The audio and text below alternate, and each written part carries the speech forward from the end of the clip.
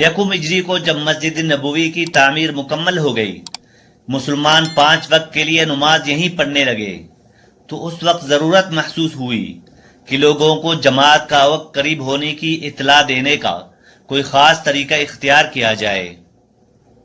چنانچہ رسول اللہ صلی اللہ علیہ وسلم نے صحابہ کرام میں اس بارے میں مشاورت طلب کی، تو اس سلسلے میں 4 تجاویز سامنے آ گئی۔ وہ یہ تھیں: نمبر 1، نماز کے وقت بطور علامت کوئی خاص جھنڈا بلند کیا جائے۔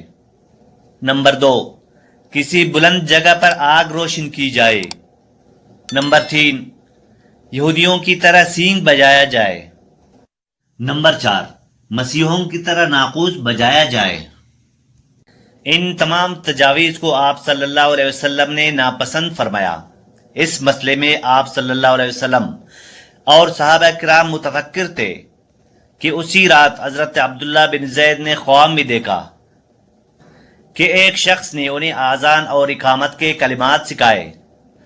انہوں نے صبح آپ صلی اللہ علیہ وسلم کی خدمت میں حاضر ہو کر اپنا خواب بیان کیا، تو رسول اللہ صلی اللہ علیہ وسلم نے اسے پسند فرمایا اور اس خواب کو اللہ تعالیٰ کی طرف سے سچا خواب قرار دیا۔ اسی قسم کا خواب حضرت عمر رضی اللہ عنہ نے بھی دیکھا۔ آپ صلی اللہ علیہ وسلم نے حضرت عبداللہ بن زید سے فرمایا کہ تم حضرت بلال رضی اللہ عنہ کو آذان کے کلمات سکھاؤ، اس کی آواز بلند ہے، اس لیے وہ ہر نماز کے لیے اسی طرح آذان دیا کریں گے۔ چنانچہ اسی دن سے حضرت بلال رضی اللہ عنہ نے آذان دینا شروع کی، اور اسی طرح سے یہ نظام قائم ہوا۔ مسجد نبوی کی تعمیر کے بعد مہاجرین کا مسئلہ درپیش تھا، کیونکہ وہ مکہ سے بے سر و سامانی کے حالت میں مدینہ پہنچے تھے۔ ایک دن رسول اللہ صلی اللہ علیہ وسلم نے حضرت انس بن مالک کے مکان میں مہاجرین اور انصار کو جمع کیا اور ان میں رشتہ اخوت قائم فرما دیا۔ وہ پہلے ہی دینی رشتے سے ایک دوسرے کے بھائی تھے، مگر آپ صلی اللہ علیہ وسلم نے اس رشتہ اخوت کو مزید وسعت دی اور ایک مہاجر اور ایک انصاری کو ایک دوسرے کا حقیقی بھائی بنا دیا۔ اس وقت مہاجرین کی تعداد 45 تھی، جبکہ انصار بھی اچھی خاصی تعداد میں تھے۔ رسول اللہ صلی اللہ علیہ وسلم نے انصار کو مخاطب کرتے ہوئے فرمایا، یہ مہاجرین تمہارے بھائی ہے۔ پھر ایک مہاجر اور ایک انصار کو بلا کر فرمایا کہ یہ اور تم بھائی بھائی ہو۔ اس کے بعد یہ دونوں حضرات اس طرح ایک دوسرے کے بھائی بن گئے، گویا وہ ایک ماں باپ سے پیدا ہونے والے حقیقی بھائی ہوں۔ رسول اللہ صلی اللہ علیہ وسلم مواخات قائم کر کے فارغ ہوئے۔ اس کے بعد انصار اپنے مہاجر بھائیوں کا ہاتھ پکڑ کر اپنے گھروں کی طرف لے گئے اور اپنے گھر کی ایک ایک چیز ان کے سامنے لا کر رکھ دی۔ روپے، پیسہ، کپڑے، کھانے پینے کی چیزیں، زمین، مکان اور دوسری تمام منقولہ اور غیر منقولہ املاک کی تفصیل ان کے سامنے کھول کھول کر بیان کر دی، اور عملی طور پر یہ بھی واضح کر دیا کہ اب آپ ہمارے بھائی ہیں، جو چیز بھی ہمارے پاس ہے اس میں آپ کا حصہ ہے۔ حضرت سعد بن ربیع انصاری رضی اللہ عنہ نے اپنے نئے بھائی حضرت عبد الرحمن بن عوف سے کہا کہ آج سے میری ہر چیز میں آپ شریک ہیں، مکان بھی آدھا آپ کا ہے اور آدھا میرا ہے۔ میرے گھر میں 2 بیویاں ہیں، ان میں سے جو آپ کو پسند ہو میں اسے طلاق دیتا ہوں، آپ اسے نکاح کر لے۔ مگر حضرت عبد الرحمن بن عوف نے نرمی کے ساتھ ان کی یہ پیشکش قبول کرنے سے انکار کیا اور کہنے لگے، آپ تکلف میں نہ پڑے، یہ سب رہنے دیجئے، مجھے بازار کا راستہ بتلا دے، میں آپ پر بوجھ نہیں بننا چاہتا۔ حضرت سعد نے مدینہ کا مشہور بازار قینقاع کا راستہ بتلا دیا۔ وہ بازار گئے، کھجور، گھی اور کچھ پنیر خرید کر بیٹھ گئے، شام تک بیچتے رہے، نفع کے ساتھ واپس آئے۔ اسی طرح ہر روز جاتے رہے۔ تھوڑے عرصے میں انہوں نے اپنا گھر بسایا اور ایک انصاری عورت سے نکاح کر لیا۔ مدینہ منورہ میں اکثر و بیشتر آبادی اوس اور خزرج کی تھی، مگر عرصہ دراز سے یہود بھی یہاں آباد تھے۔ علماء یہود میں جو صالح اور سلیم الفطرت تھے، انہوں نے نبی آخر الزمان کی پیشن گوئی کو ظاہر کیا اور آپ صلی اللہ علیہ وسلم پر ایمان لائے، مگر یہود کی اکثریت نے مؤدبانہ رویہ اختیار کیا۔ حسد اور اناد ان کے لیے رکاوٹ بن گئے۔ چنانچہ حضور صلی اللہ علیہ وسلم نے ان کی حسد اور فتنہ و فساد کی روک تھام کے لیے ہجرت کے 5 ماہ بعد ان سے ایک تحریری معاہدہ کیا، جس میں ان کو اپنی دین و مال املاک برقرار رکھ کر کچھ شرائط پر ان سے تحریری عہد لیا۔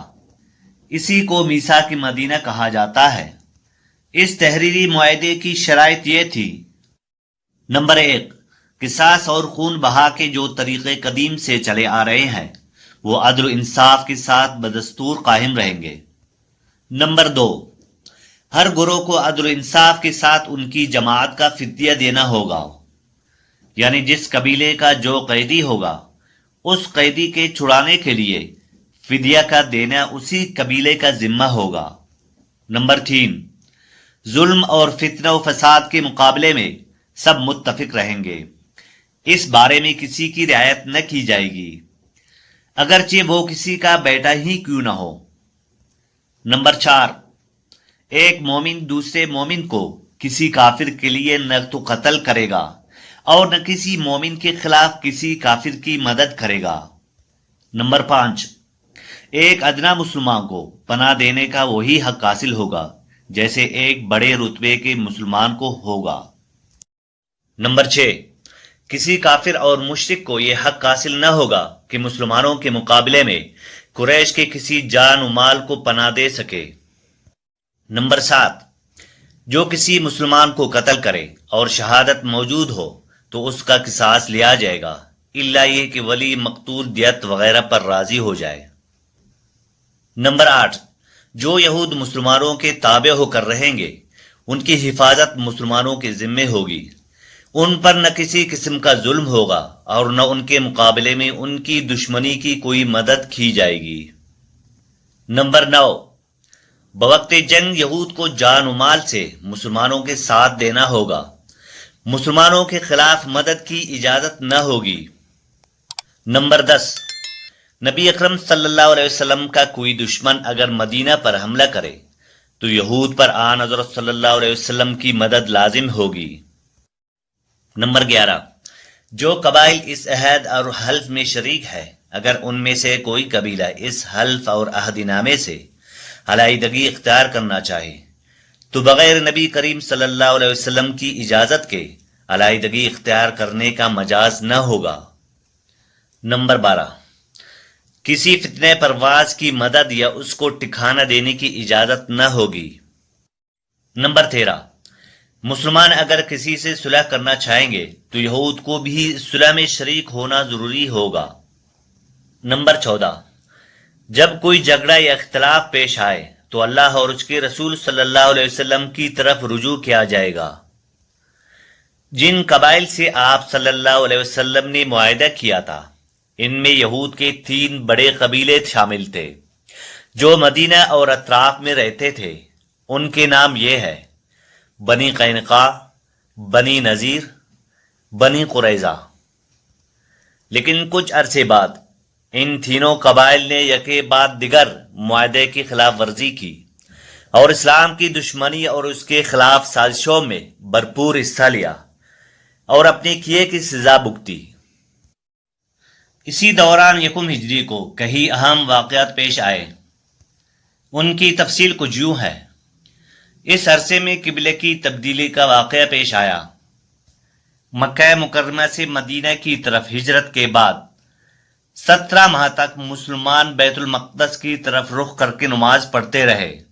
اب حکم آیا کہ مسلمان بیت المقدس کے بجائے بیت اللہ کا رخ کر کے نماز پڑھے۔ تحویل قبلہ کا حکم 2 ہجری کو نازل ہوا۔ قبلے کی تبدیلی ایک علامت تھی جس کا مطلب یہ تھا کہ اللہ تعالیٰ نے بنی اسرائیل کو امامت سے معزول کر کے امت محمدیہ کو اس کی جگہ مقرر کر دیا ہے۔ اب قیامت تک خانہ کعبہ مسلمانوں کا عالمی مرکز ہوگا۔ اسی سال رمضان کے روزے اور زکوٰۃ کے احکامات نازل ہوئے اور اسی طرح سے عیدین کی نمازوں کا حکم آیا اور اس کے ساتھ مسلمانوں پر جہاد فرض کیا گیا۔ جب حضور صلی اللہ علیہ وسلم مکہ سے ہجرت کر کے مدینہ تشریف لے آئے تو اس وقت مدینہ میں دولت مند اور بااثر شخص عبداللہ بن ابی تھا۔ ہجرت سے پہلے مدینہ میں اس کا بڑا اثر رسوخ تھا، انصار میں اس کا بڑا رعب دبدبہ تھا، اور اسی طرح سے انصار اس کو اپنے سردار بنانے والے تھے۔ لیکن جب رسول اللہ صلی اللہ علیہ وسلم مکہ سے ہجرت کر کے مدینہ آئے تو مدینہ کے دو قبائل اوس اور خزرج نے آپ صلی اللہ علیہ وسلم کے ہاتھ پر بیعت کر لی۔ پھر میثاق مدینہ کے ذریعے سے یہودیوں نے بھی آپ صلی اللہ علیہ وسلم کی قیادت کو تسلیم کر لیا۔ لیکن دوسری طرف اس معاہدے کے بعد عبداللہ بن ابی کی سرداری کے منصوبے ناکام ہو گئے، اس لیے اس نے رسول اللہ صلی اللہ علیہ وسلم کی مخالفت شروع کر دی۔ ادھر مشرکین مکہ کو مدینہ کی مسلمانوں کی طاقت ہضم نہیں ہو رہی تھی۔ انہوں نے عبداللہ بن ابی کو ایک خط کے ذریعے دھمکی دی اور کہا، آپ لوگوں نے ہمارے بندے کو پناہ دے دی ہے، اس لیے ہم اللہ کی قسم کھا کر کہتے ہیں یا تو آپ لوگ اس سے لڑے یا اسے نکال دے، یا پھر ہم پوری طاقت کے ساتھ آپ لوگوں پر چڑھائی کر کے آپ کے سارے جنگجوؤں کو قتل کر دیں گے۔ جب یہ پیغام عبداللہ بن ابی اور اس کے ساتھیوں کو ملا تو وہ آپ صلی اللہ علیہ وسلم سے جنگ کے لیے تیار ہو گئے۔ رسول اللہ صلی اللہ علیہ وسلم کو اس کی خبر ہوئی تو آپ صلی اللہ علیہ وسلم ان کے پاس تشریف لے گئے اور فرمایا، قریش کی دھمکی تم لوگوں پر اثر کر گئی ہے، تم خود اپنے آپ کو جتنا نقصان پہنچانا چاہتے ہو قریش تمہیں اس سے زیادہ نقصان نہیں پہنچا سکتے، تم اپنے بیٹوں اور بھائیوں سے خود ہی لڑنا چاہتے ہو۔ رسول اللہ صلی اللہ علیہ وسلم کے یہ کلمات سن کر اس وقت عبداللہ بن ابی اور اس کے ساتھی جنگ کے ارادے سے باز آ گئے، لیکن خفیہ طور پر ان کے تعلقات قریش کے ساتھ تھے، کیونکہ مسلمان اور مشرکین کے درمیان شر و فساد کا کوئی موقع ہاتھ سے جانے نہیں دینا چاہتے تھے۔ پھر ان منافقین نے یہود کو بھی اپنے ساتھ ملائے رکھا تھا تاکہ اس معاملے میں بھی ان سے بھی مدد حاصل کرے۔ مسلمانوں کی ہجرت اور مدینہ میں ان کی کامیابی سے مشرکین مکہ سخت برہم ہوئے تھے اور ریاست مدینہ پر حملے کے بہانے اور ہیلے تلاش کر رہے تھے۔ مدینہ میں مسلمانوں کی ابھرتی ہوئی طاقت سے خوف زدہ تھے۔ اس چیز نے مکہ میں ابو جہل اور ابو سفیان کو سخت بے چین کر دیا تھا۔ یہی حال عبداللہ بن ابی اور ان کے ساتھیوں کا تھا۔ عبداللہ بن ابی اور ان کے ساتھیوں نے قریش سے کہا کہ اگر تم لوگوں نے مدینہ پر چڑھائی کی تو یہود بھی تمہاری مدد کریں گے۔ جب سے مدینہ میں مسلمانوں نے ریاست قائم کی تھی اس وقت سے خطرات بڑھتے جا رہے تھے۔ یہ وہ وقت تھا کہ مسلمان راتوں کو جاگ جاگ کر مدینہ کے اطراف میں پھیرا دے رہے تھے۔ ادھر مشرکین مکہ نے مدینہ کو صفحہ ہستی سے مٹانے کا منصوبہ بنایا تھا۔ اس مقصد کے لیے قریش نے تمام قبائلوں کو اپنے ساتھ ملایا تھا۔ جب آپ صلی اللہ علیہ وسلم کو قریش کی اس سازش کا پتہ چلا تو آپ صلی اللہ علیہ وسلم نے دو تدابیر اختیار فرمائی۔ ایک یہ تھا کہ قریش کے تمام تجارتی راستے بند کر دیا جائے تاکہ وہ مدینہ پر چڑھائی کرنے کا منصوبہ ترک کر دے۔ دوسرا یہ تھا کہ مدینہ کے گرد و نواح کے تمام قبائل سے معاہدہ کیا جائے اور مدینہ کی حفاظت کو یقینی بنایا جائے۔ انہی حالات میں اللہ تعالیٰ نے قتال کرنے کا حکم دیا۔ اس کے بعد سریوں اور مختلف غزوات کا سلسلہ شروع ہوا۔ غزوات اور سریوں کی مختصر تفصیل کچھ یوں ہے۔ سیف البحر، یہ اسلام کا پہلا سریہ تھا اور اس کا جھنڈا سفید اور اسلامی تاریخ کا پہلا جھنڈا تھا۔ اس سریے کو آپ صلی اللہ علیہ وسلم نے یکم ہجری کو بھیجا اور اس سریے کا سپاہ سالار حضرت حمزہ رضی اللہ عنہ تھے۔ 30 مہاجرین حضرت حمزہ رضی اللہ عنہ کی قیادت میں ملک شام سے ایک آنے والے قافلے کا پتہ لگانے کے لیے روانہ ہو گئے، جبکہ قریش کے قافلے میں 300 آدمی تھے جن میں ابو جہل بھی تھا۔ مسلمان جب ساحل سمندر کے پاس پہنچے تو قافلے کا سامنا ہوا۔ قریب تھا کہ جنگ ہو جاتی، لیکن قبیلہ جوہینہ کے سردار نے صلح کروا دی۔ دونوں فریقین جنگ کے بغیر واپس چلے گئے۔ اس کے بعد شوال یکم ہجری میں حضرت عبید بن حارث رضی اللہ عنہ کو 60 مہاجرین کے ساتھ بطن رابق کی وادی میں بھیجا گیا۔ وہاں ابو سفیان سے آمنا سامنا ہوا۔ ابو سفیان کے لشکر میں 200 آدمی تھے۔ اس سریے میں کوئی جنگ نہیں ہوئی۔ اس کے بعد غدا یکم ہجری میں حضرت سعد بن ابی وقاص رضی اللہ عنہ کو 20 مہاجرین کے ساتھ قرار کی طرف بھیجا گیا، لیکن ان کا کسی سے سامنا نہیں ہوا۔ اس کے بعد 70 مہاجرین کے ہمراہ نبی کریم صلی اللہ علیہ وسلم خود نکلے۔ ودہ یا بعض روایات کے مطابق ابواہ تشریف لے گئے۔ اس مہم کا مقصد قریش کی راہ کو روکنا تھا، لیکن کسی سے سامنا نہیں ہوا۔ یہ پہلی مہم تھی جس میں نبی کریم صلی اللہ علیہ وسلم خود نکلے تھے۔ اس کے بعد 2 ہجری میں رسول اللہ صلی اللہ علیہ وسلم 200 صحابہ کرام کے ساتھ روانہ ہوئے۔ مقصد قریش کے قافلے کا پتہ لگانا تھا۔ اس قافلے میں امیہ بن خلف 100 آدمیوں کے ساتھ تھا، لیکن مسلمانوں کا کسی سے سامنا نہیں ہوا۔ اسی طرح قرظ بن جابر فہری نے مشرکین کا ایک مختصر سا لشکر کے ساتھ مدینہ کی چارگاہ پر حملہ کیا اور کچھ جانوروں کو ساتھ لے گیا۔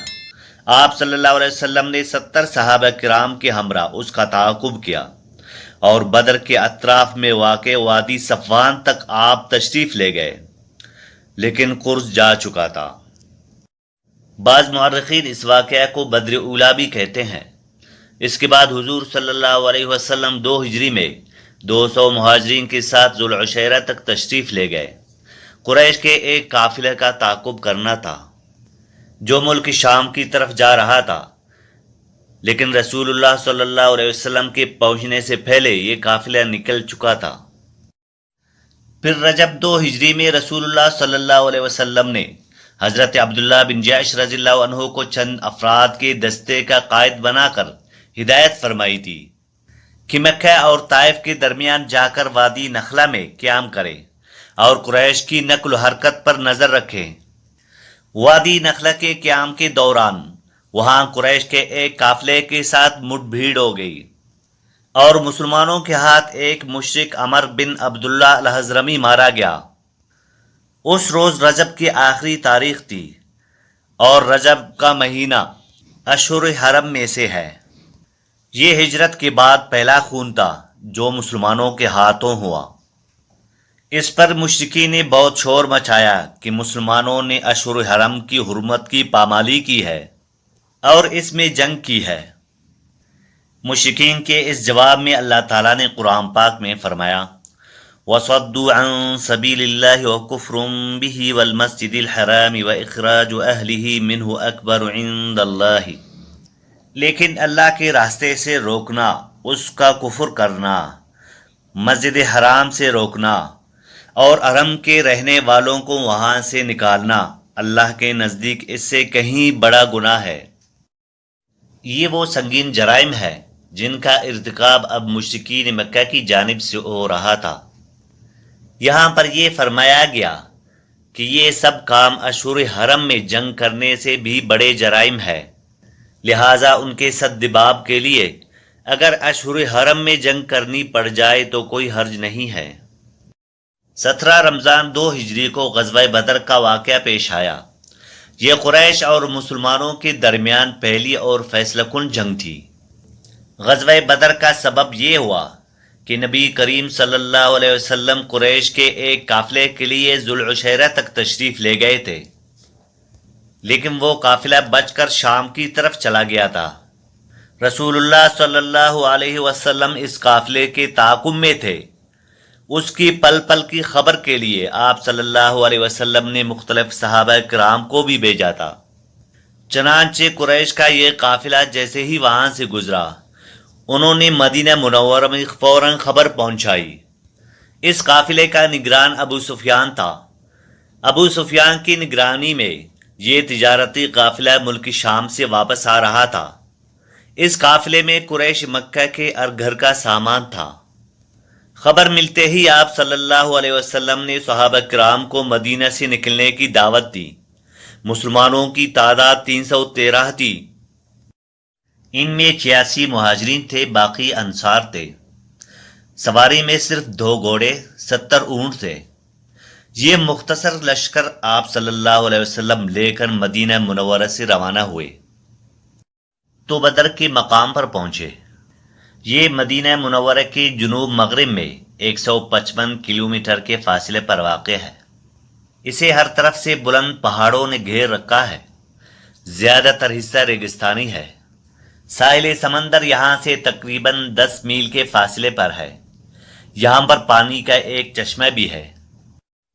قریش کے قافلے کے سپہ سالار ابو سفیان تھے۔ وہ ہر آنے اور جانے والوں سے مسلمانوں کی نقل و حرکت معلوم کرتے تھے۔ ابھی وہ بدر سے کافی دور تھے کہ انہیں مسلمانوں کے نکلنے کا علم ہو گیا۔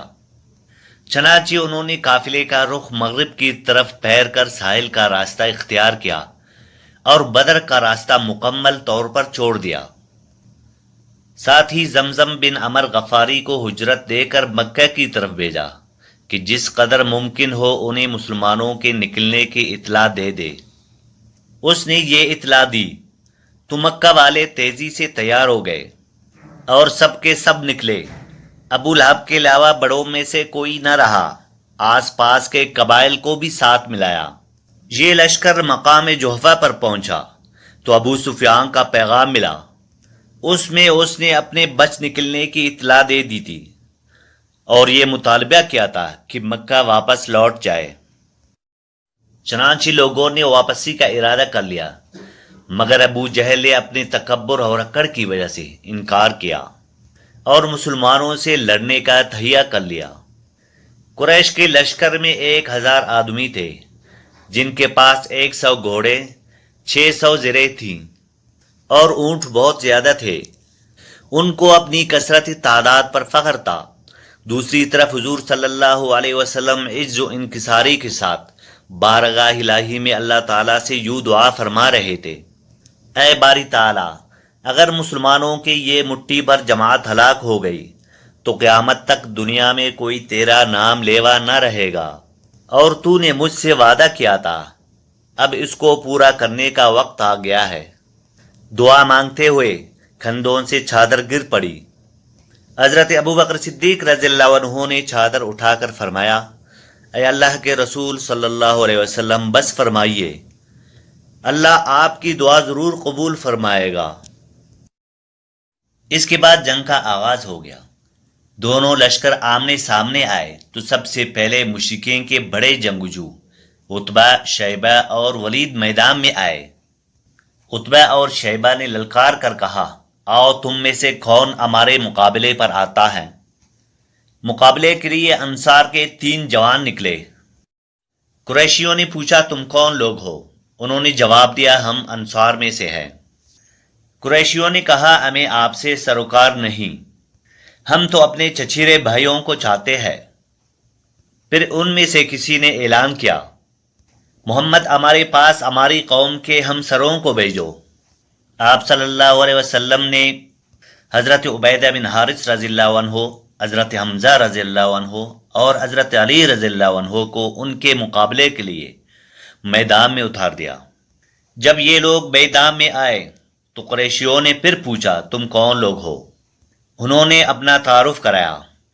قریشیوں نے کہا: آپ شریف مد مقابل ہے۔ اس کے بعد جنگ شروع ہوئی۔ حضرت عبیدہ رضی اللہ عنہ نے عتبہ کا مقابلہ کیا اور حضرت حمزہ رضی اللہ عنہ نے شیبہ سے مقابلہ کیا اور حضرت علی رضی اللہ عنہ نے ولید سے مقابلہ کیا۔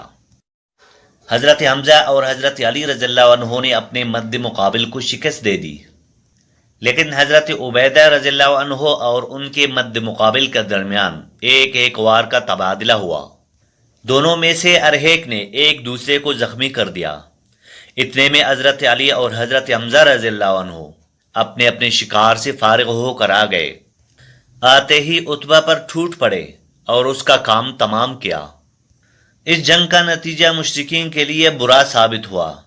चनाचे वो गुस्से से बेकाबू होकर मुसलमानों पर टूट पड़े। इसके बाद आम जंग शुरू हुई। इससे मुशरिकीन की सफ़ों में बेचैनी पैदा हो गई। अबू जहल ने जब अपनी सफ़ों में कमज़ोरी देखी तो चाहा डटकर मुकाबला किया जाए। चनाचे वो अपनी लश्कर को ललकारता हुआ तकब्बुर और गुरूर के साथ ऐलान किया, लात उज़्ज़ात की कसम, हम उस वक्त तक वापस नहीं होंगे जब तक उन्हें रस्सियों में न जकड़ ले। देखो, तुम्हारा कोई आदमी उनके किसी आदमी को कत्ल न करे, बल्कि उन्हें पकड़ो और गिरफ्तार करो ताकि हम उनको इस हरकत का मजा चखा ले। लेकिन उसे इस गुरूर की हकीकत का जल्द पता लग गया, क्योंकि चंद ही लम्हे बाद मुसलमानों के हमले के सामने मुशरिकीन की सफ़े मुंतशिर होना शुरू हो गई। अलबत्ता अबू जहल अब भी अपने गिर्द मुशरिकीन के साथ खड़ा था। हज़रत अब्दुर्रहमान बिन औफ फरमाते हैं कि मैं जंग बदर के रोज़ सफ़ के अंदर मौजूद था कि अचानक क्या देखता हूँ, दाएं बाएं दो नौउम्र जवान मौजूद है। गोया मैं उनकी मौजूदगी से हैरान हुआ कि इतने में एक ने अपने साथी से छुपा कर कहा, चचा जान, मुझे अबू जहल को दिखला दीजिए। मैंने कहा, भतीजे तुम उसे क्या करोगे? उसने कहा, मुझे बताया गया है कि वो रसूलुल्लाह सल्लल्लाहु अलैहि वसल्लम को गालियां देता है। उस ज़ात की कसम जिसके हाथ में मेरी जान है, अगर मैंने उसको देख लिया तो मेरा वजूद उसके वजूद से अलग न होगा, यहाँ तक कि हम में से जिसकी मौत पहले लिखी है वो मर जाए। वो कहते हैं कि मुझे उस पर ताज्जुब हुआ। इतने में दूसरे नौजवान ने मुझे इशारे से मुतवज्जे करके यही बात कही। उनका बयान है कि चंद ही लम्हों बाद देखा कि अबू जहल लोगों के दरमियान चक्कर काट रहा है। मैंने कहा, अरे देखते नहीं हो, ये रहा अबू जहल जिसके बारे में तुम दोनों मुझसे पूछ रहे थे। हज़रत अब्दुर्रहमान बिन औफ फरमाते हैं, ये सुनते ही वो दो नौजवान अपनी तलवारें लिए झपट पड़े और उसे मारकर कत्ल कर डाला और फिर पलट कर रसूलुल्लाह सल्लल्लाहु अलैहि वसल्लम के पास आए। आप सल्लल्लाहु अलैहि वसल्लम ने फरमाया, तुम में से किसने अबू जहल को कत्ल किया? दोनों ने कहा, मैंने कत्ल किया है। आप सल्लल्लाहु अलैहि वसल्लम ने दोनों की तलवारें देखी और फरमाया, तुम दोनों ने कत्ल किया है। सीरत इब्न इसहाक के मुताबिक माद बिन अमर बिन जम्मू ने कहा, मैंने मुशरिकीन से सुना कि वो अबू जहल के बारे में ये कह रहे थे, अबुल हकम तक किसी की रसाई न हो। माज बिन अमर कहते हैं कि जब मैंने ये बात सुनी तो उसे निशाने पर ले लिया और उसकी सिमत जमा रहा। जब मौका पाया तो मैंने हमला कर दिया और ऐसी ज़रब लगाई कि उसका पाँव निस्फ पिंडली से उड़ गया। कहते हैं कि मैंने जिस वक्त अबू जहल को मारा उस वक्त उसके बेटे इक्रमा ने मेरे कंधे पर तलवार चलाई, जिससे मेरा हाथ कटकर मेरे बाजू के चमड़े से लटक गया और लड़ाई में रुकावट बनने लगा। मैं उसे अपने साथ घसीटते हुए सारा दिन लड़ता रहा, लेकिन जब वो मुझे अजियत देने लगा तो मैंने उस पर अपना पाँव रख कर उसे जोर से खींचा और अलग कर दिया। इसके बाद अबू जहल के पास मुआविज बिन अफरा पहुंचे। वो जख्मी हालत में था। उन्होंने उसे ऐसी ज़रब लगाई कि वो वहीं ढेर हो गया। इसके बाद मुआविज बिन अफरा खुद भी लड़ते हुए शहीद हो गए। जब मुआरका ख़त्म हो गया तो रसूलुल्लाह सल्लल्लाहु अलैहि वसल्लम ने फरमाया, कौन है जो देखें कि अबू जहल का अंजाम क्या हुआ। इस पर सहाबा किराम उसकी तलाश में लग गए। अब्दुल्लाह बिन मसूद रज़ियल्लाहु अन्हु ने उसे इस हालत में पाया कि अभी सांस बाकी थी। उन्होंने उसकी गर्दन पर पाँव रखा और सर काटने के लिए दाढ़ी पकड़ी और फरमाया, ओ अल्लाह के दुश्मन, आखिर तुझे अल्लाह ताला ने रुसवा किया ना। उसने कहा, क्या जिस शख्स को तुम लोगों ने कत्ल किया है उससे भी बुलंद पाया कोई आदमी है? फिर बोला, काश मुझे कसानों के बजाय किसी और ने कत्ल किया होता। इसके बाद कहने लगा, मुझे बताओ फतह किसकी हुई? अब्दुल्लाह बिन मसूद रज़ियल्लाहु अन्हु ने फरमाया, अल्लाह और उसके रसूल की।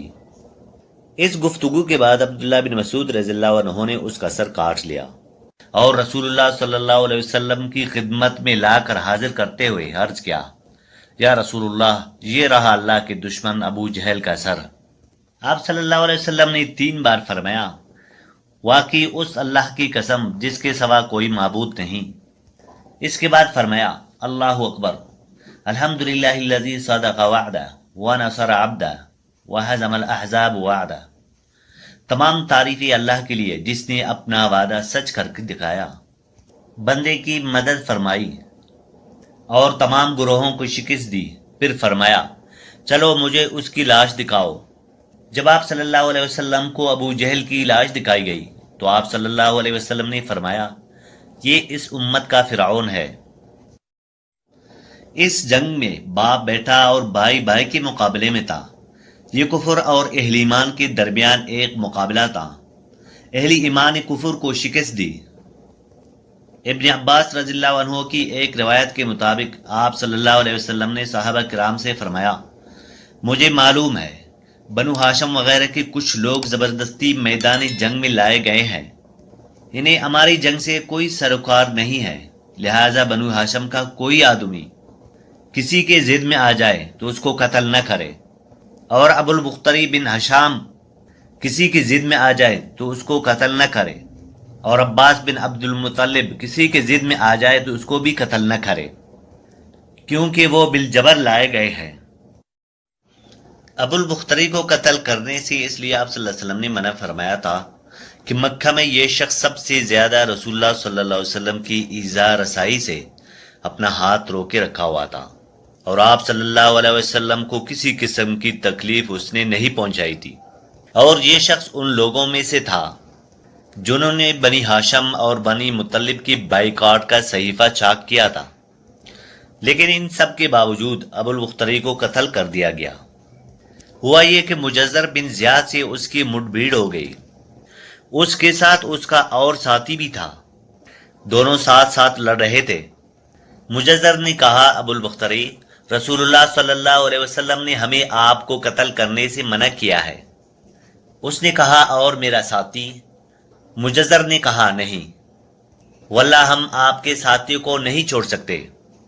اس نے کہا، اللہ کی قسم، تب میں اور وہ دونوں مریں گے۔ اس کے بعد دونوں نے لڑائی شروع کر دی۔ مجزر نے مجبوراً اسے قتل کر دیا۔ زمانہ جاہلیت میں عبد الرحمن بن عوف رضی اللہ عنہ اور امیہ بن خلف میں باہم دوستی تھی۔ جنگ بدر کے روز امیہ اپنے بیٹے کے ساتھ کھڑا تھا، اتنے میں وہاں سے عبد الرحمن بن عوف رضی اللہ عنہ کا گزر ہوا۔ وہ دشمن سے کچھ زرے چین کر جا رہے تھے۔ امیہ نے انہیں دیکھ کر کہا، کیا تمہیں میری ضرورت ہے؟ میں تو تمہاری ان زرہوں سے بہتر ہوں، آج جیسا منظر تو میں نے دیکھا ہی نہیں۔ اس کے بعد کہنے لگا، کیا تمہیں دودھ کی حاجت نہیں؟ مطلب یہ تھا کہ جو مجھے قید کرے گا میں اسے فدیے میں خوب دودھ والی اونٹیاں دوں گا۔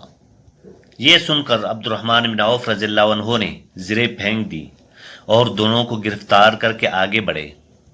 عبد الرحمن بن عوف رضی اللہ عنہ کہتے ہیں کہ میں امیہ اور اس کے بیٹے کے درمیان چل رہا تھا کہ امیہ نے پوچھا، آپ لوگوں میں سے کون سا آدمی تھا جو اپنی سینے پر شتر مرغ کا پر لگایا ہوا تھا؟ میں نے کہا، وہ حمزہ بن عبد المطلب رضی اللہ عنہ تھے۔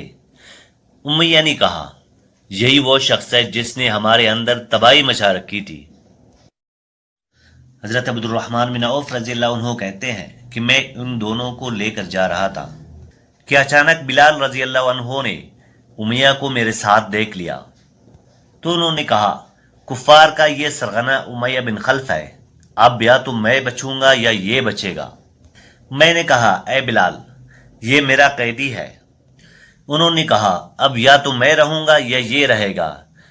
پھر بلند آواز سے پکارنے لگا، اے اللہ کے مددگارو، یہ رہا کفار کا سرغنہ امیہ بن خلف، اب یا تو میں رہوں گا یا یہ رہے گا۔ عبد الرحمن بن عوف رضی اللہ عنہ مزید فرماتے ہیں کہ اتنے میں لوگوں نے ہمیں گھیر لیا، میں ان کا بچاؤ کر رہا تھا، مگر ایک آدمی نے تلوار سے اس کے بیٹے کے پاؤں پر ایسی ضرب لگائی اور وہ وہیں گر گیا۔ ادھر امیہ نے زور سے چیخ ماری، میں نے ایسی چیخ کبھی نہیں سنی تھی۔ میں نے کہا، نکل بھاگو، مگر آج بھاگنے کی کوئی گنجائش نہیں ہے، اللہ کی قسم میں تمہارے کچھ کام نہیں آ سکتا۔ اسی طرح سے عبد الرحمن بن عوف رضی اللہ عنہ فرماتے ہیں، لوگوں نے اپنی تلواروں سے ان دونوں کا کام تمام کر دیا۔ اس جنگ میں حضرت ابو بکر صدیق رضی اللہ عنہ نے اپنے بیٹے عبد الرحمن کو، جو اس وقت مشرکین کے ساتھ تھا، پکار کر کہا، او خبیث، میرا مال کہاں ہے؟ عبد الرحمن نے جواب میں ایک شعر کہا جس کا ترجمہ کچھ یوں ہے: ہتھیار، تیز گھوڑے اور اس تلوار کے سوا کچھ باقی نہیں جو بڑھاپے کی گمراہی کا خاتمہ کرتی ہے۔ جس وقت مسلمانوں نے مشرکین کی گرفتاری شروع کی، رسول اللہ صلی اللہ علیہ وسلم چپر میں تشریف فرما تھے اور سعد بن معاذ رضی اللہ عنہ تلوار لیے دروازہ پر پہرا دے رہے تھے۔ رسول اللہ صلی اللہ علیہ وسلم نے دیکھا کہ سعد رضی اللہ عنہ کے چہرے پر لوگوں کی اس حرکت کے ناگوار اثر پڑ رہا ہے۔ آپ صلی اللہ علیہ وسلم نے فرمایا، اے سعد، ایسا محسوس ہوتا ہے کہ تم کو مسلمانوں کا یہ کام ناگوار ہے؟ انہوں نے کہا، جی ہاں، اللہ کی قسم، اے اللہ کے رسول، یہ اہل شرک کے ساتھ پھیلا معرکہ ہے جس کا موقع اللہ تعالیٰ نے ہمیں فراہم کیا ہے، اس لیے اہل شرک کو باقی چھوڑنے کے بجائے مجھے یہ بات زیادہ پسند ہے، انہیں خوب قتل کیا جائے اور اچھی طرح کچل دیا جائے۔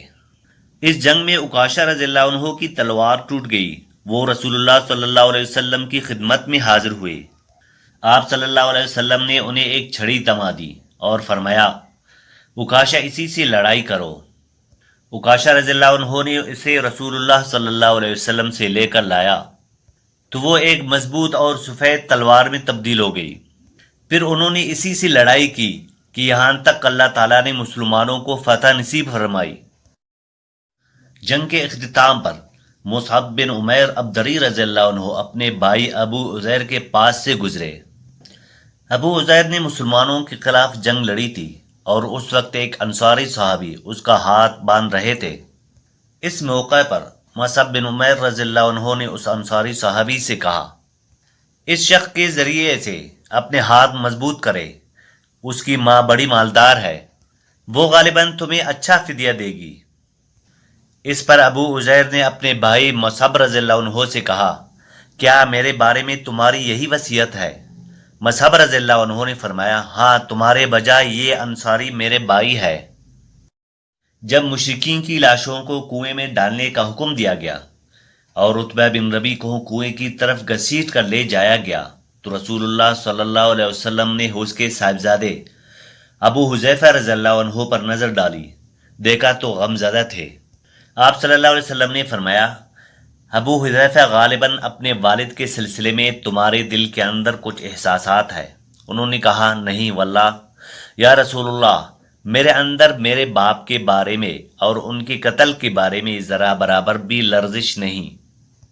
البتہ میں اپنے باپ کے متعلق یہ جانتا تھا کہ ان میں سمجھ بوجھ ہے، دور اندیشی ہے، اس لیے میں امید لگائے بیٹھا تھا یہ خوبیاں انہیں اسلام تک پہنچا دیں گی، لیکن اب ان کا انجام دیکھ کر اور اپنی توقع کے خلاف کفر پر ان کا خاتمہ دیکھ کر مجھے افسوس ہے۔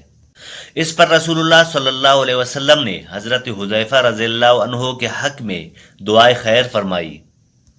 اس غزوہ بدر میں قریش کا سردار ابو جہل بھی مارا گیا۔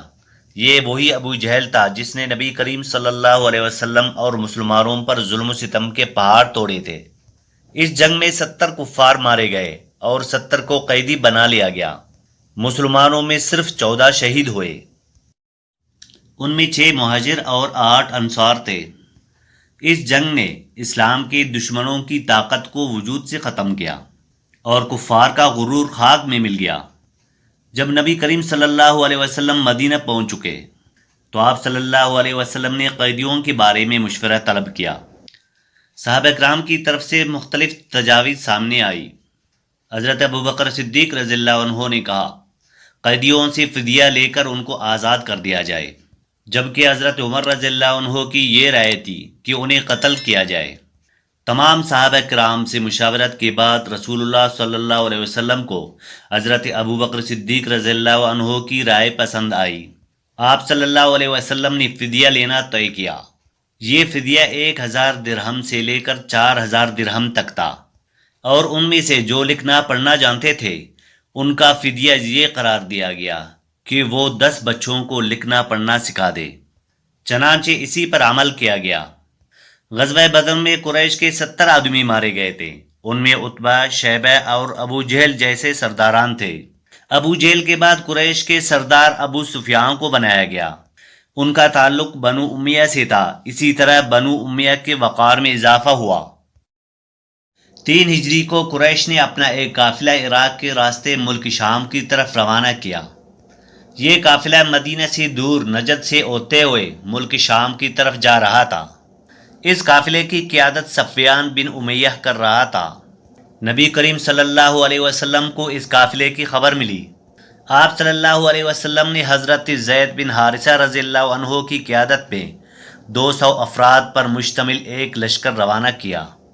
قریش کے قافلے نے نجد میں ایک مقام پر ڈیرا ڈال دیا تھا۔ حضرت زید نے اس قافلے پر حملہ کیا۔ آخر کار پورا قافلہ مسلمانوں کے قبضے میں آ گیا۔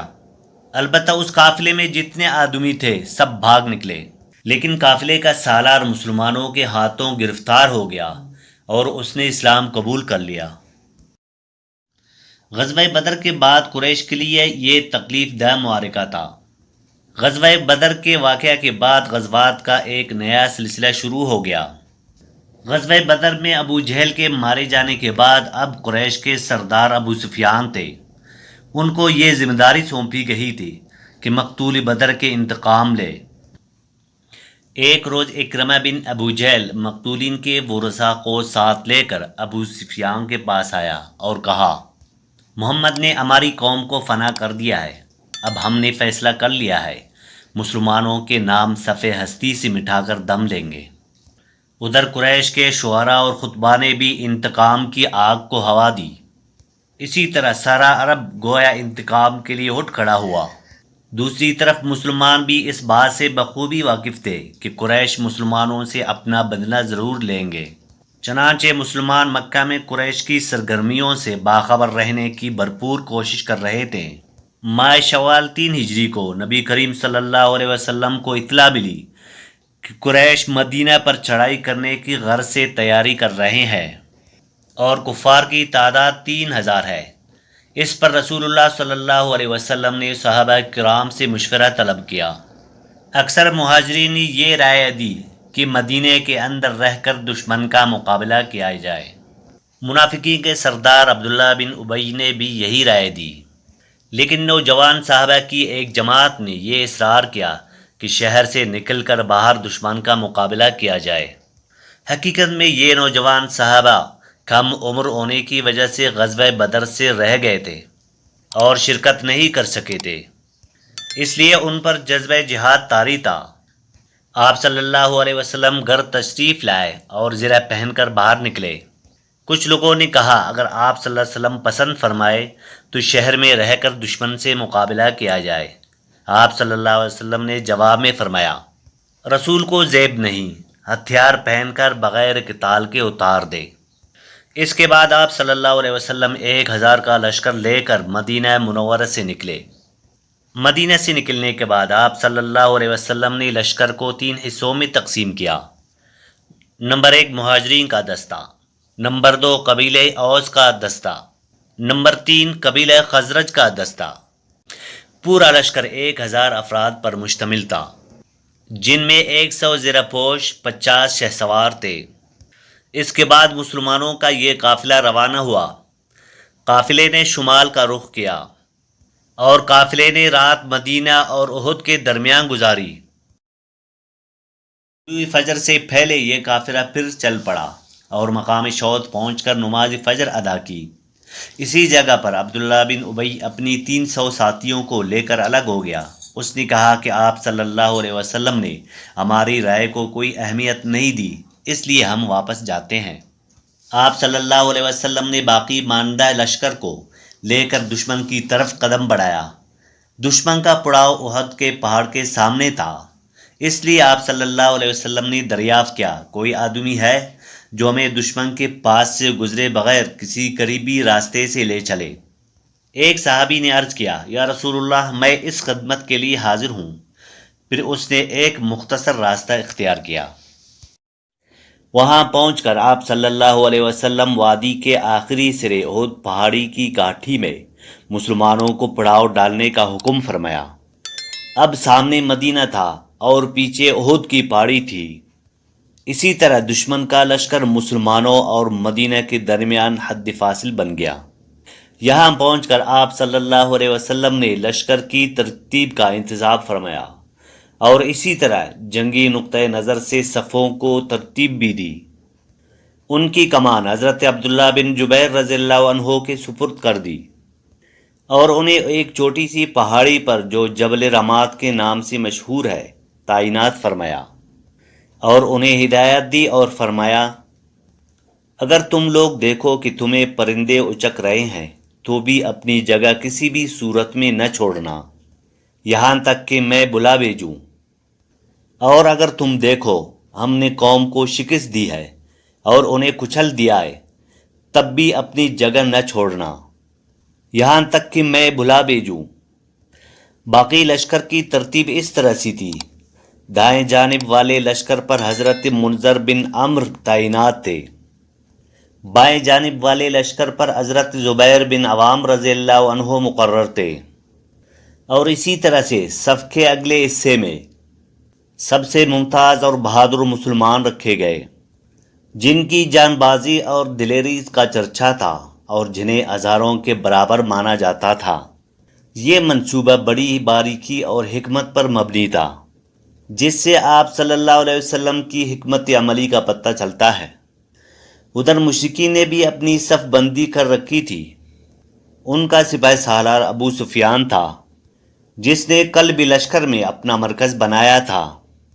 مشرکین کی صفوں کی ترتیب اس طرح سی تھی، دائیں جانب خالد بن ولید کو مقرر کیا گیا تھا جو ابھی تک مسلمان نہیں ہوئے تھے، اور بائیں جانب اکرمہ ابو جہل کو مقرر کیا گیا تھا۔ پیدل فوج کی کمان صفوان بن امیہ کے پاس تھی اور تیر اندازوں پر عبداللہ بن ربیع کو مقرر کیا گیا تھا۔ اس کے بعد دونوں فریق آمنے سامنے ایک دوسرے کے قریب آ گئے اور لڑائی کا آغاز ہوا۔ جنگ کے پہلے مرحلے کی شروعات اس طرح سے ہوئی کہ مشرکین کی جانب سے طلحہ بن طلحہ میدان میں آیا۔ اس نے مسلمانوں کو بآواز بلند پکارا اور للکارا۔ اس کی آواز سن کر حضرت زبیر رضی اللہ عنہ فوراً صف سے نکل کر آگے آئے، اس کے مد مقابل ہوئے، آگے بڑھ کر قوت کے ساتھ وار کیا اور طلحہ کو فوراً جہنم میں واصل کیا۔ طلحہ کے گرتے ہی پرچم اس کے بھائی عثمان نے اٹھا لیا اور مسلمانوں کو مقابلے کے لیے پکارا۔ اب حضرت حمزہ رضی اللہ عنہ آگے بڑھے اور عثمان کے کندھے پر ایسی زور سے تلوار کے ساتھ ضرب ماری کمر تک اتر گئی۔ اسی طرح قریش کے 12 علم بردار یکے بعد دیگر جہنم میں واصل ہو گئے۔ اس کے بعد عام جنگ شروع ہوئی۔ اس میں مسلمانوں کا پھلہ باری رہا۔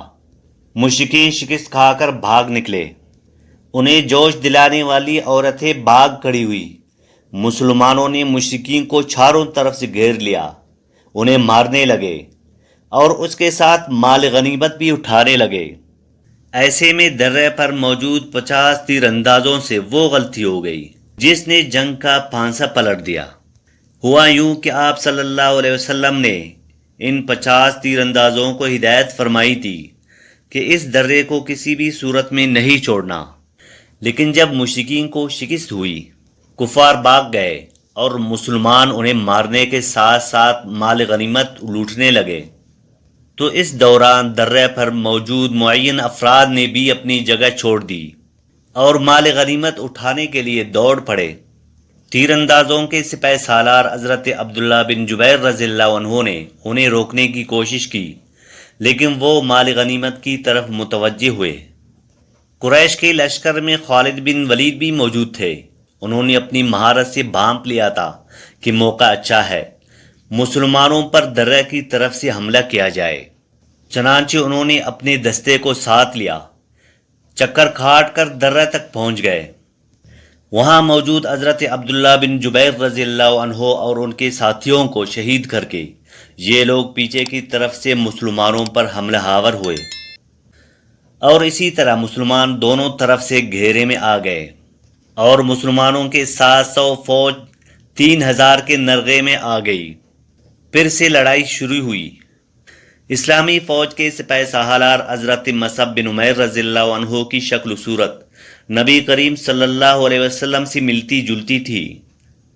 وہ جب شہید ہو گئے تو بعض لوگوں نے یہ سمجھا کہ نبی کریم صلی اللہ علیہ وسلم شہید ہو گئے۔ اس خبر سے اسلامی فوج میں مایوسی پھیل گئی اور بڑے بڑے بہادروں کی طاقت جواب دے گئی۔ کچھ دیر کے بعد اتفاق سے کعب بن مالک رضی اللہ عنہ نے نبی کریم صلی اللہ علیہ وسلم کو دیکھ لیا۔ وہ بلند آواز سے پکارے، مسلمانوں، رسول اللہ صلی اللہ علیہ وسلم زندہ ہے۔ مسلمان اس جانب بڑھے اور آپ کو گھیرے میں لے لیا۔ لڑائی کے دوران آپ صلی اللہ علیہ وسلم کے 2 دانت مبارک بھی شہید ہو گئے۔ مسلمانوں کے پھر پلٹ آنے پر آخرکار کفار بھاگ نکلے۔ 70 مسلمانوں کی لاشیں خون اور مٹی میں لت پت پڑی تھی۔ جب آپ صلی اللہ علیہ وسلم نے اپنے چچا حضرت حمزہ رضی اللہ عنہ کی لاش دیکھی تو آپ دیدہ ہو گئے۔ تاہم آپ صلی اللہ علیہ وسلم نے صبر فرمایا، قریش مکہ کے لیے دعا فرمائی، اے اللہ میری قوم کو ہدایت فرما کیونکہ وہ مجھے نہیں جانتے۔ اس کے بعد آپ صلی اللہ علیہ وسلم مسلمانوں کے شہداء کی خبر لینے کے لیے تشریف لائے۔ بعض لوگ اس وقت بعض شہداء کو مدینہ کی طرف لے کر چلے تھے۔ آپ صلی اللہ علیہ وسلم نے انہیں حکم دیا کہ انہیں ان کے شہداء گاہوں میں واپس لایا جائے اور سارے شہداء کو غسل اور نماز جنازہ کے بغیر ان کے کپڑوں میں ہی دفن کیا جائے۔ آپ نے 2 اور 3 شہداء کو ایک ہی قبر میں دفن کیا اور ایسا بھی ہوا۔ 2 شہیدوں کو ایک ہی کپڑے میں دفن کیا گیا۔ لحد میں اس شخص کو آگے کیا جسے قرآن زیادہ یاد تھا۔ آپ صلی اللہ علیہ وسلم نے فرمایا، میں ان لوگوں کے بارے میں قیامت کے دن گواہی دوں گا۔ لوگوں نے حضرت حنظلہ بن عامر رضی اللہ عنہ کی لاش اس حالت میں پائی کہ وہ زمین سے اوپر اٹھی ہوئی تھی اور اس سے پانی ٹپک رہا تھا۔ نبی کریم صلی اللہ علیہ وسلم نے فرمایا، فرشتے انہیں غسل دے رہے ہیں۔ ان کا واقعہ کچھ اس طرح ہے کہ ان کی ابھی ابھی شادی ہوئی تھی، بیوی کے ساتھ ہی تھے کہ جنگ کا اعلان ہوا۔ وہ اپنی اہلیہ کو چھوڑ کر میدان جنگ میں آ گئے۔ حالت جنابت ہی میں لڑتے ہوئے شہید ہو گئے۔ چنانچہ فرشتوں نے انہیں غسل دیا، اس لیے انہیں غسیرۃ الملائکہ کہا جاتا ہے۔ حضرت حمزہ رضی اللہ عنہ کو اتنی چھوٹی چادر میں دفنا دیا گیا کہ اگر سر ڈھانپ لیا جاتا تو پاؤں کھل جاتے تھے، اور اگر پاؤں ڈھانپ لیے جاتے تھے تو سر کھل جاتا تھا۔ اور یہی صورتحال حضرت مصعب بن عمیر رضی اللہ عنہ کے ساتھ پیش آئی۔ شہداء کو دفنانے کے بعد آپ صلی اللہ علیہ وسلم صحابہ کرام کے ساتھ مدینہ کی طرف تشریف لے گئے۔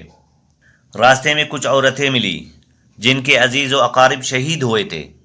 آپ صلی اللہ علیہ وسلم نے انہیں تسلی دی اور ان کے لیے دعا فرمائی۔ اسی طرح سے بنو دینار کے ایک عورت آئی جن کے شوہر، بھائی اور باپ شہید ہو گئے تھے۔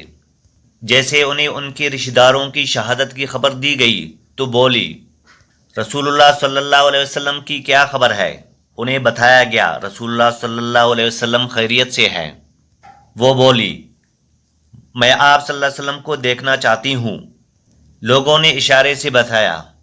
جب ان کی نظر آپ صلی اللہ علیہ وسلم پر پڑی تو بولی، کل مصیبت بعدک جلل، آپ صلی اللہ علیہ وسلم کے بعد ہر مصیبت ہیچ ہے۔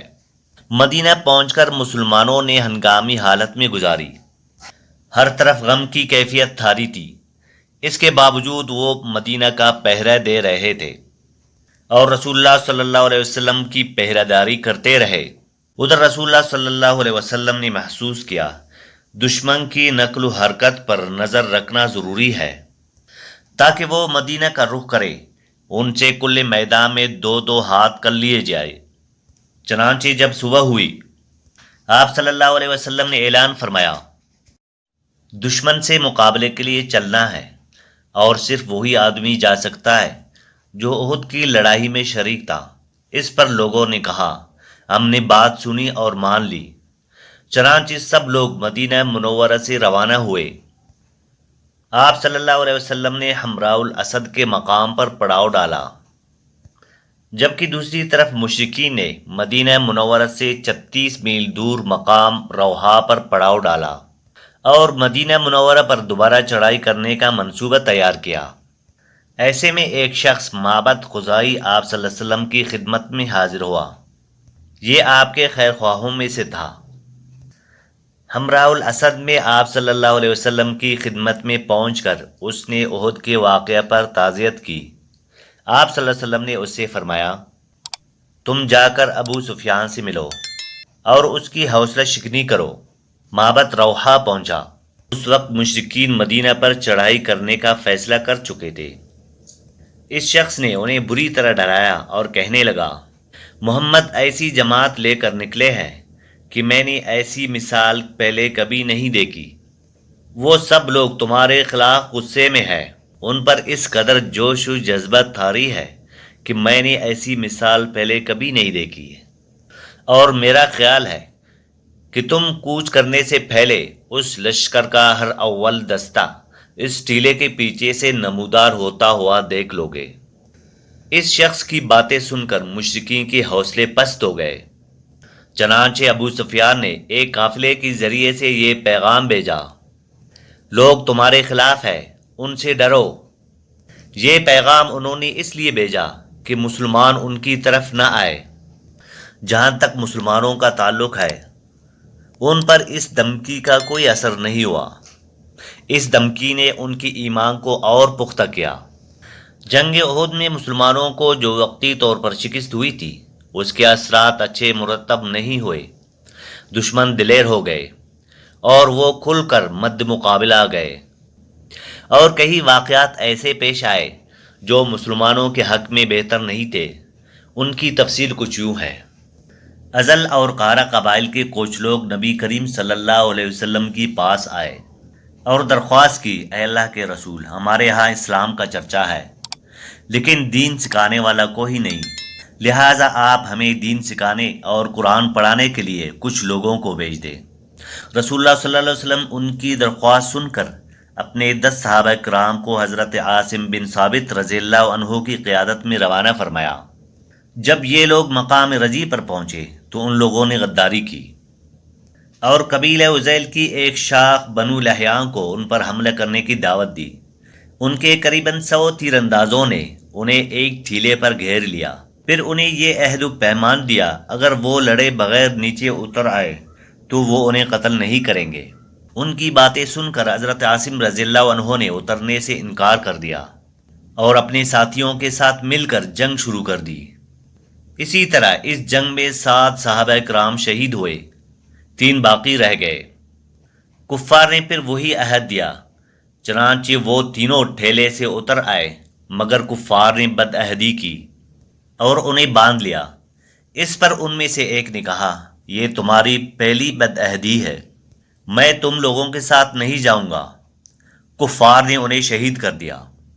باقی 2 کو مکہ لے چلے۔ مکہ لے جا کر ان دونوں کو بیچ دیا۔ یہ دونوں خبیب بن عدی اور زید بن دسنہ رضی اللہ عنہما تھے۔ انہوں نے شہادت سے پہلے 2 رکعت نماز ادا کی اور ان پر بددعا کی، پھر چند اشعار پڑھے جن کا خلاصہ کچھ یوں ہے، میں مسلمان مارا جاؤں تو مجھے کچھ پرواہ نہیں کہ اللہ کی راہ میں کس پہلو پر قتل ہوتا ہوں، اور یہ تو اللہ تعالیٰ کی ذات کے لیے ہے، اور اگر وہ چاہے تو بوٹی بوٹی کھیے ہوئے اعضاء کے جوڑ جوڑ میں برکت عطا فرما دے۔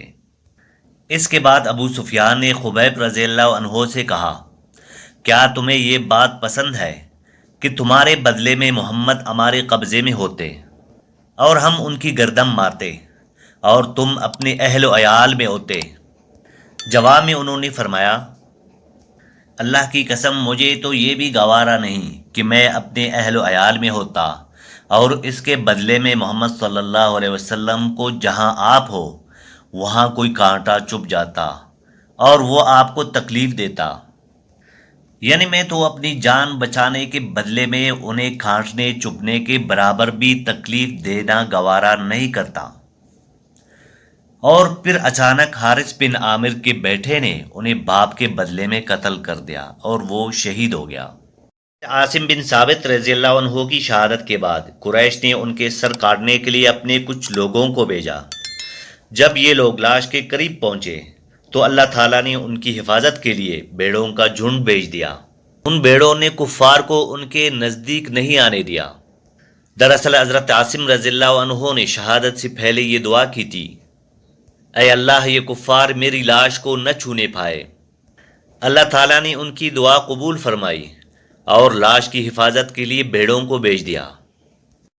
اب رہ گئے حضرت زید رضی اللہ عنہ۔ انہوں نے غزوہ بدر میں امیہ بن محرز کو قتل کیا تھا، چنانچہ انہیں اس کے بیٹے صفوان بن امیہ نے خرید کر شہید کیا۔